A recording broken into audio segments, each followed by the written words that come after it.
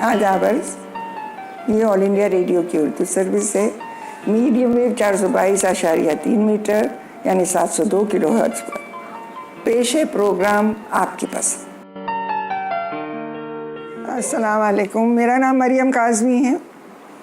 मैंने all India radio की Urdu service सन 14 मई 1966 में ज्वाइन किया था। और हालांकि उर्दू सर्विस शुरू हुई, पहली ब्रॉडकास्ट 16 मई को हुई थी, लेकिन मैंने ज्वाइन किया था 14 मई को। और मेरा कोई इरादा नहीं था, मुझे ब्रॉडकास्टिंग से कोई ताल्लुक़ नहीं था। मुझे सईदा रज़ा एक साहिबा हुआ करती थी जो पहली ख़ातून थी जिन्होंने न्यूज़ पढ़ना शुरू किया। उनको मैं जानती थी, मुझसे मिली और कहने लगी तुम्हें उर्दू आती है? मैंने कहा थोड़ी बहुत आती है। उन्होंने बुलाया, मेरा ऑडिशन दिया और मुझे बुला दिया गया। तो और पहले अनाउंसर थे जिन्होंने अनाउंस किया वो मुजीब सिद्दीकी थे। और मैंने जितना भी सीखा मैंने उन्हीं से सीखा, ब्रॉडकास्टिंग और उर्दू, क्योंकि मैं उर्दू मेरी ज़्यादा अच्छी नहीं थी उस ज़माने में। लेकिन वो हमारा बहुत ही अच्छा, जिसे कहते हैं गोल्डन एरा था। और उस ज़माने में उर्दू सर्विस चूँकि शुरू स्टार्ट हुई थी, ना तो कोई क्यू शीट होती थी, ना तो कोई प्रोग्राम बनते थे। उसी वक्त हम लोग रात भर बैठ के प्रोग्राम बनाते थे, हाथ से क्यू शीट लिखते थे और 12 घंटे हम लोगों ने प्रोग्राम करते थे। फिर रफ्ता हमारे साथ मैंने छोड़ दिया था 66 में, क्योंकि मेरा बेटा होने वाला था। फिर 1968 में मैंने ज्वाइन किया और मेरे बाद मेरे साथ उस वक्त तक शफीक और इकबाल वारसी वो लोग ज्वाइन कर चुके थे, तो वो मुझसे सीनियर हो गए। और फिर हम लोगों का बहुत अच्छा दौर गुज़रा, हम लोगों ने बहुत अच्छा वक्त गुजारा। हमारे साथ ऐसे बड़े बड़े लोग थे जैसे सलाम मछली शहरी और अमीर हनफी, महमूद हाशमी और किश्वर सुल्तान और सईदा रज़ा, ये सब जेल बत्रा के नैयर, इन लोगों को प्रोग्राम बनाना आता था। इन लोगों को ये प्रोग्राम क्या है वो जानते थे, ब्रॉडकास्टिंग क्या है ये जानते थे।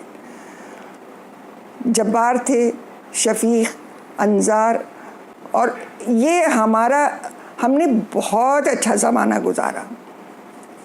और हम हमेशा साथ रहते थे और प्रोग्रामों में इंटरेस्ट रहता था कि किस तरह से अच्छा प्रोग्राम, क्या प्रोग्राम हो जाए।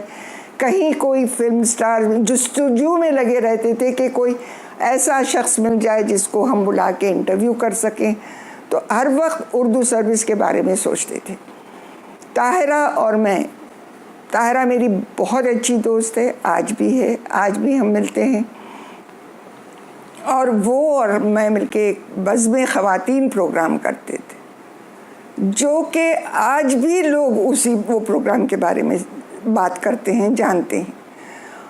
जब हमने आपका ख़त मिला शुरू किया तो बत्रा साहब कहने लगे कि मरियम काज़मी के नाम से नहीं रखेंगे, मुझे नाहिद बहन कहा जाता था।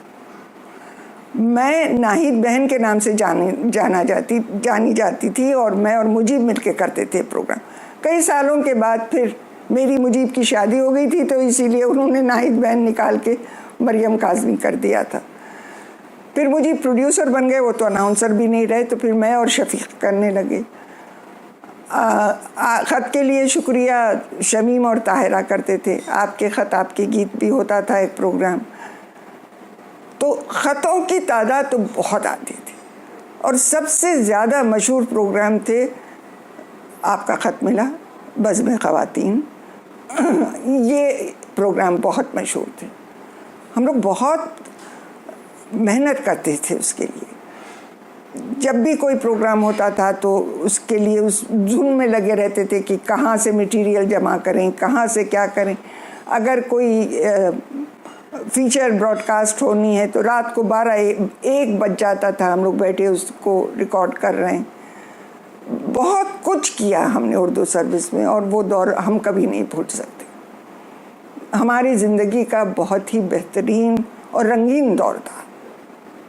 और अज़रा कुरैशी बाद में बहुत जूनियर थी, मगर उसकी तो लोग आशिक थे उसकी आवाज़ की। बहुत अच्छी थी, बहुत अच्छी थी। अंजार तो बेहतरीन था, बल्कि अंजार को हम लोग सब, बल्कि अमीर खान नसवी साहब ने बुला के एक दिन उसको डांटा भी था कि वो कंपेयरिंग करता था पहाड़, समंदर, पगडंडी। तो अमीर खान नसवी साहब ने कहा, सुनो ये पाकिस्तान के लिए हो रहा है कि ऐसा लग रहा है जैसे तुम कोई क्यों दे रहे हो कि पहाड़ और पगडंडी से, इस तरह की वो नहीं करना चाहिए तुम्हें। बहुत प्यार करता था मुझे, अपनी बड़ी बहन समझता था। मुझे उसके जाने का बहुत अफसोस हुआ, बहुत अफसोस हुआ। बहुत ही प्यारा अनाउंसर था, और उसकी तो लड़कियां उसकी आवाज़ के आशिक थे। इतनी खूबसूरत आवाज़ थी। वो दिलीप कुमार टाइप की आवाज़ में बोलता था, उसको बहुत अच्छा लगता था, बहुत अच्छा था। इकबाल बहुत अच्छे अनाउंसर थे, बहुत ही अच्छे अनाउंसर थे, उनकी आवाज़ भी। मैं और शफीक हम लोग बॉम्बे गए थे, हम दोनों मिलके पुराने फिल्म स्टार्स का इंटरव्यू लेके आए, 5-6 हम लोग वहाँ रहे साथ में, जैसे शामा, जॉनी वॉकर, अमीन सयानी और के हंगल, शम्मी, और सबका इंटरव्यू लेके आए थे, जो कि आज भी बहुत, अब तो वो लोग रहे भी नहीं, तो वो इंटरव्यू नायाब हो गए। पता नहीं उर्दू सर्विस में है या नहीं है, मुझे नहीं मालूम, लेकिन वो नायाब इंटरव्यूज़ थे। नादरा के का भी लिया था। तो इस तरह से हम लोगों ने उर्दू सर्विस को बहुत सराहा। मोहम्मद अली मौद साहब थे हमारे साथ, जो कि शायर भी थे, और एक हमारे साथ हुआ करते थे राकिम साहब भी बहुत वो कर, सज्जाद रज़वी, राकिम साहब, सज्जाद रज़वी तो वो लिखते थे तारीख़ साज, हमेशा तारीख़ साज लिखते थे, और बड़े अच्छा दौर गुज़रा है। और ये साथी भूले नहीं भूलते, हम तो कभी नहीं भूलेंगे इनको।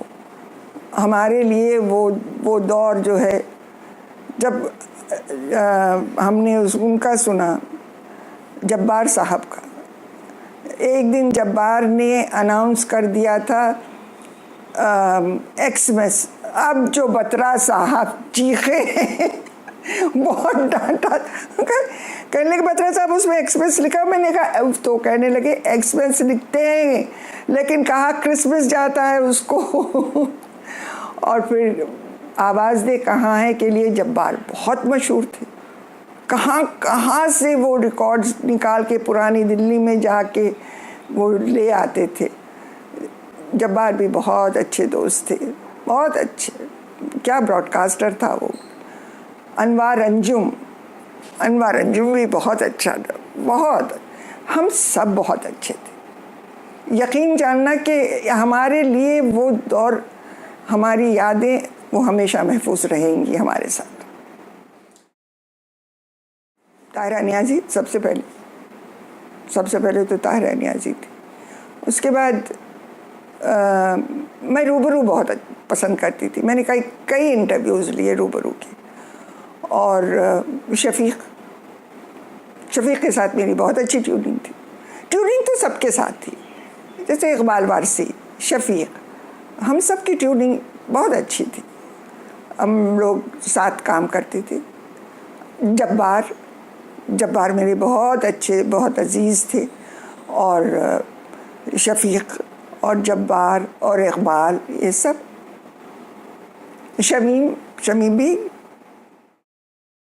गुलूकार के तौर पे मैं तो रफ़ी साहब को आज भी बख्शती हूँ उनसे जैसा अच्छा गुलकार मेरे लिए कोई नहीं है। मेरा फेवरेट हीरो आजकल का क्या पुराना, पुराना तो दिलीप कुमार ही है। दिलीप साहब से ज़्यादा मैं नहीं समझती कि कोई उससे बेहतरीन। आजकल के ज़माने मुझे इरफान खान बहुत पसंद। मुझे इरफान खान से ज़्यादा अच्छा एक्टर कोई नज़र ही नहीं आता। वो बीमार है, अल्लाह पाक उनको शफा दे, मगर इरफान खान से ज़्यादा अच्छा हीरो कोई नहीं है। एक्टर, हीरो नहीं बोलूँगी मैं, हीरो में तो सलमान खान है, मगर एक्टर में इरफान खान है। चावल, मैं साउथ की हूँ ना, हैदराबाद की हूँ। लोग मुझसे पूछते हैं कि तुम हैदराबाद की हो, तुम्हारे में हैदराबादी नहीं आई। मैंने कहा क्या करें, उर्दू सर्विस ने मुझे यहाँ की ज़बान सिखा दी। नहीं, मेरी शादी बिहार में, पटना में हुई थी। ऐसा है, मेरी ज़िंदगी बहुत अच्छी। मेरे बाप हैदराबाद के बहुत ही मशहूर आदमी थे, बहुत ही नामी ग्रामी ख़ानदान से मेरा ताल्लुक़ रहा है। मेरे बाप ऐसे थे जिसने इंडिया को 7 गेम्स में रिप्रेजेंट किया था। आज कोई एक गेम में रिप्रेजेंट करता है तो बहुत बड़ा आदमी बन जाता है।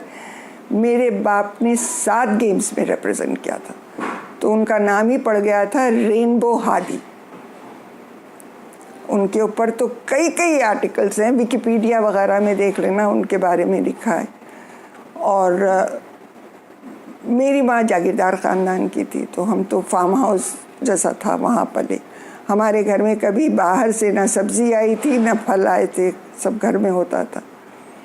तो हमें बावर्ची खाने का रास्ता नहीं मालूम था। हमने ज़िंदगी में कभी पकवान ही नहीं किया, कुछ आता ही नहीं था हमको। मेरी माँ को तो खैर कुछ नहीं आता था, वो तो इकलौती एक थी अपने माँ बाप की, तो उनके साथ तो बहुत सा उनको तो सोने चांदी में तौल के दिया था जहेज, इतना मिला था। तो मेरा बचपन बहुत अच्छा गुजरा। और मैं वहाँ के एक बहुत ही नामी ग्रामी स्कूल, जहाँ पर पूरा उनकी पेडिग्री देखी जाती थी कि लड़की के बाप कौन है, दादा कौन है, नाना कौन है, तब जाके उसको एडमिशन मिलता था। वो था महबूबिया गर्ल्स स्कूल, तो मैं वहाँ की पढ़ी भी हूँ। तो मेरा बचपन बहुत अच्छा गुजरा। मेरी 17 साल में शादी भी, मैंने हैदराबाद छोड़ दिया। बताया तो कि एक दावत में से रज़ा मिल गई थी, तो उन्होंने मुझसे कहा कि मुझे ऑल इंडिया रेडियो का रास्ता भी नहीं मालूम था। मैं पहुंच गई, मुझे क्या मालूम कि मैं किस चीज़ में जा रही। अच्छा, अचानक उन्होंने कहा उर्दू जानती हो? मैंने कहा चले कलावली वहाँ जाना, ब्रॉडकास्टिंग हाउस में चली गई। तो उन्होंने कहा ये पढ़ दो, माइक के सामने बिठा दिया, तो वो एक चैप्टर दिया था उर्दू किताब से, मैंने पढ़ दिया।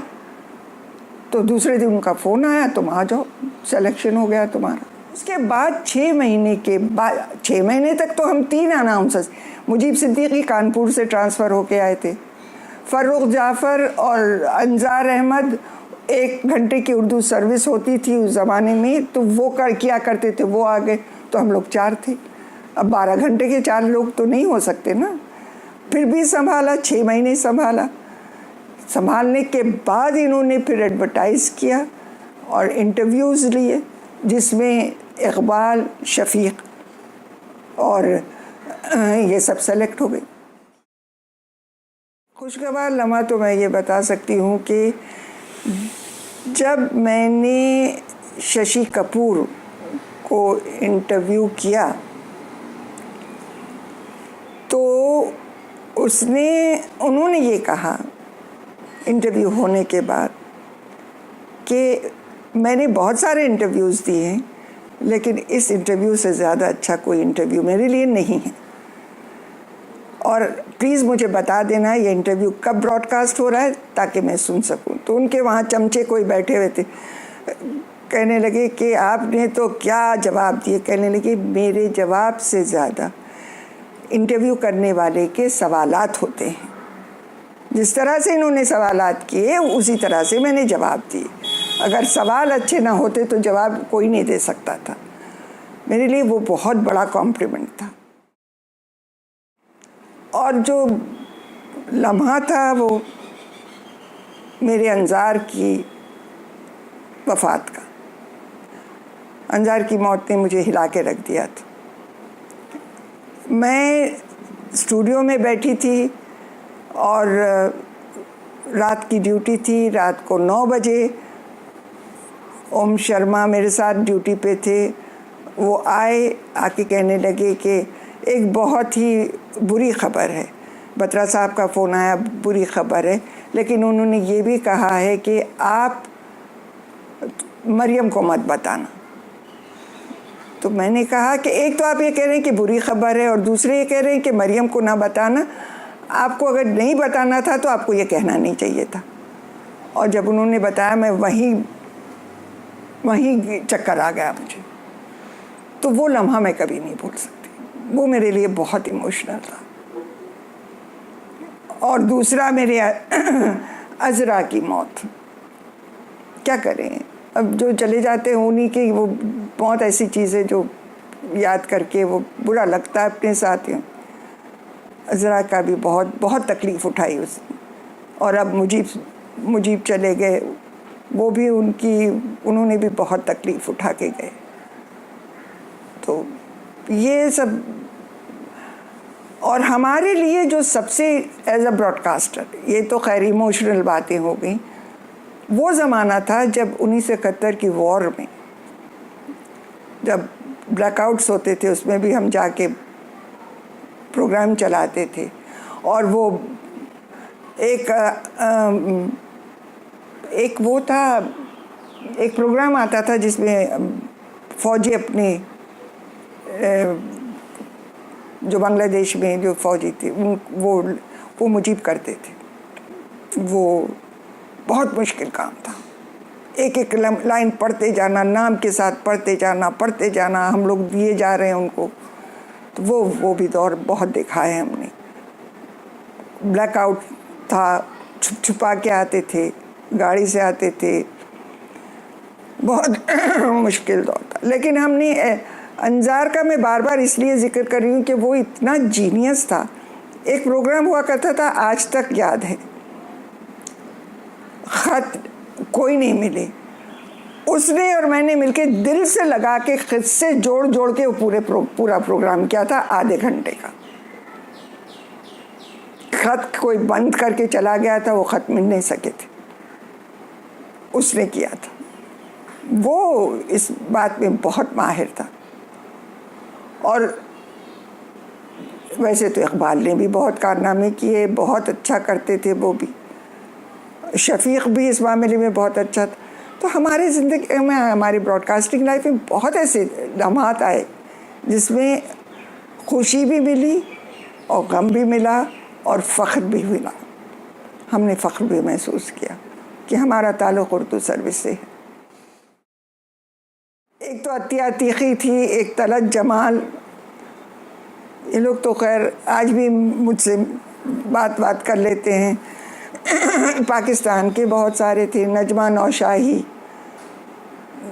ताहिर, महमूद ताहिर, कुछ ऐसी है, वो दुबई में रहते हैं शायद वो। और एक साहनी साहब हुआ करते थे, अमृतसर के थे शायद वो। तो वो बस इतने याद हैं। कोई याद दिलाए तो एक कहाँ से, बिहार से अभी मुझे फ़ोन आया था। एक मेरे पास है कुछ, क्या नाम था उनका, बहरहाल उनका फ़ोन आया था एक।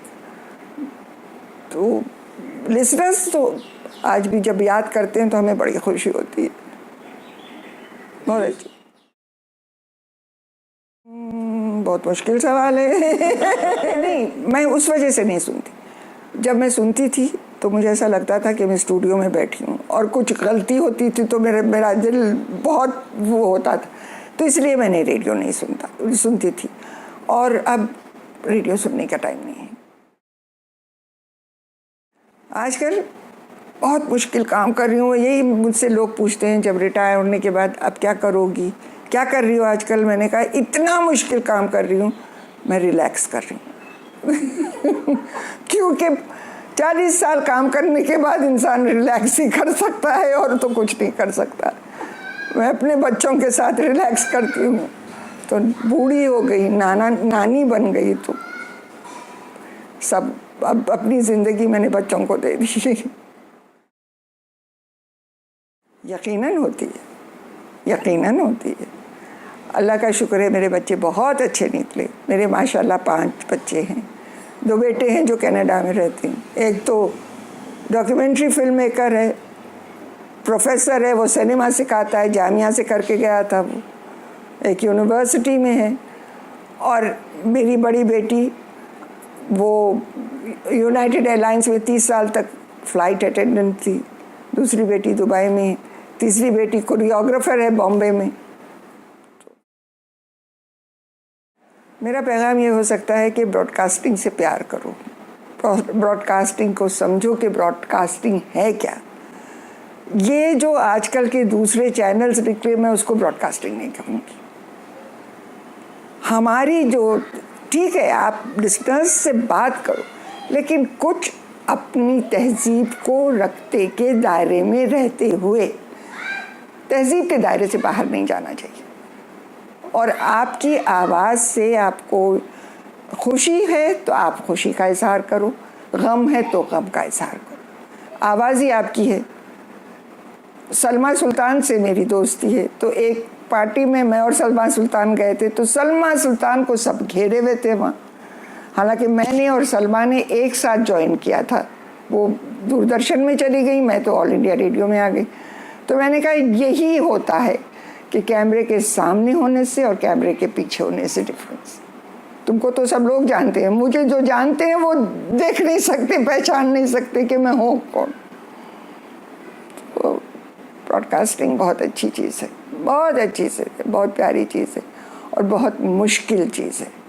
लेकिन ब्रॉडकास्टिंग के लिए आपको एक तो अपने दिमाग को इस्तेमाल, ज़हनियत चाहिए उसकी कि किस तरह से आप पेश करेंगे प्रोग्राम, कहाँ रुकना है, कहाँ पॉज देना है, कहाँ स्ट्रेस करना है। ये सब बातें आपको जानना बहुत ज़रूरी। सिर्फ बैठ के स्क्रिप्ट पढ़ देना कोई नहीं होता, कुछ नहीं होता।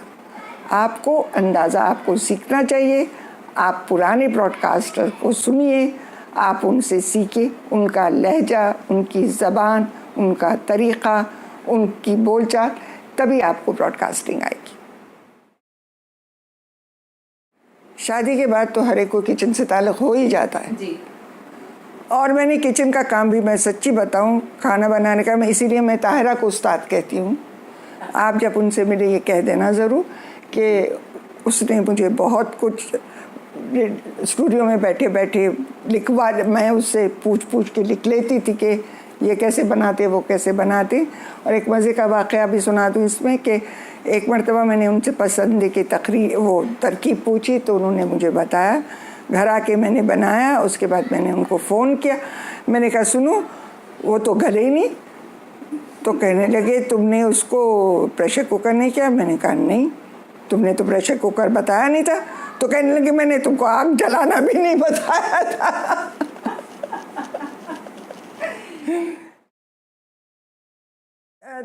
तारा के बारे में तो खैर, तारा ने तो माशाल्लाह माशाल्लाह, अल्लाह नज़रे बद से बचाए। तारा ने की ज़िंदगी तो अच्छी, मैंने बहुत बोल्ड ज़िंदगी जी है। मैंने दूसरी शादी की, मुजीब से की, और मैंने डिफाई दुनिया को वो कर दिया कि दुनिया कहती है तो कहे, लेकिन मुझे ज़रूरत थी। तो मेरे पहले मियाँ बहुत अच्छे इंसान थे।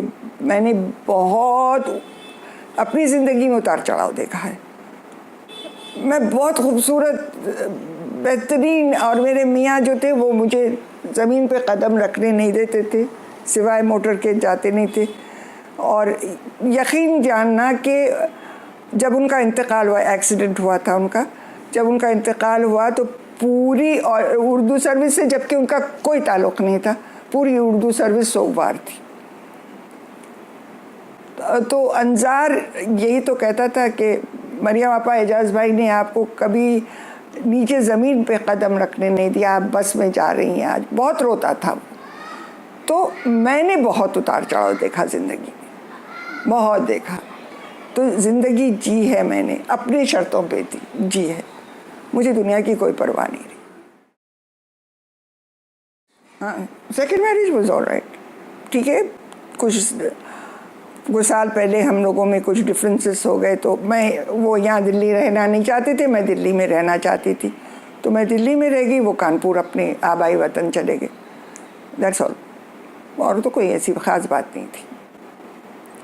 तो उनसे मेरी 2 बेटियां हैं, अब ये माशाल्लाह मेरे 5 बच्चे साथ रहते हैं, अल्हम्दुलिल्लाह मैं सेटल हूँ।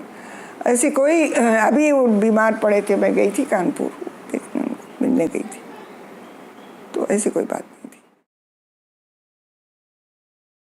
मैं बताऊँ, मुझे तो नेशनल टीवी पे जाना चाहिए। मेरा बड़ा दामाद सरदार है, जिसके घर में मैं रहती। मेरे एक बेटे ने क्रिश्चियन से शादी की, कैनेडियन है। मेरे दूसरे बेटे ने ईरानी से शादी की है, और सकीना जो इलाहाबाद में रहती, वो तो खैर मुसलमान है। और मेरी छोटी बेटी ने हिंदू ब्राह्मण से शादी की।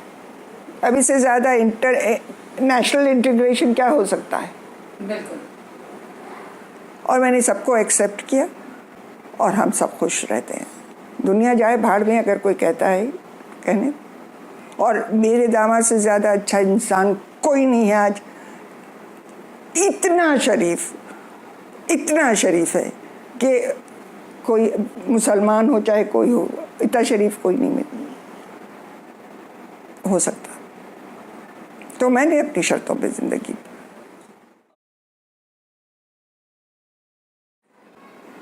मैं रूबरू सुनना चाहती हूँ, और तो कोई प्रोग्राम सुनना नहीं चाहती। रूबरू में देखना चाहती हूँ कि कौन क्या इंटरव्यू होते हैं, क्या किससे होते, और कोई ख़ास प्रोग्राम नहीं। क्योंकि एक बात है, मैं तामिली रिशाद मुझे बहुत अच्छा लगता था, लेकिन आजकल जो सुना है किसी से, मैंने तो सुना नहीं कि तामिली रिशाद में ढिंचक गीत बज रहे हैं, हम नहीं बजाते थे। हमारे ज़माने में वो चांद खिला वो तारे हंसे टाइप के गीत बजते थे, जो कि आज भी मैं सुनती हूँ, टीवी पे आता है, बहुत अच्छा प्रोग्राम है, आज भी सुनती हूँ। लेकिन ढिंचक वाले गीत, सुबह में एक मिजाज होता था जो आपकी फरमाइश का, आपकी पसंद का एक मिजाज होता था, और तामिली रिशाद का एक मिजाज होता था। तो हम उस लिहाज से वो करते थे।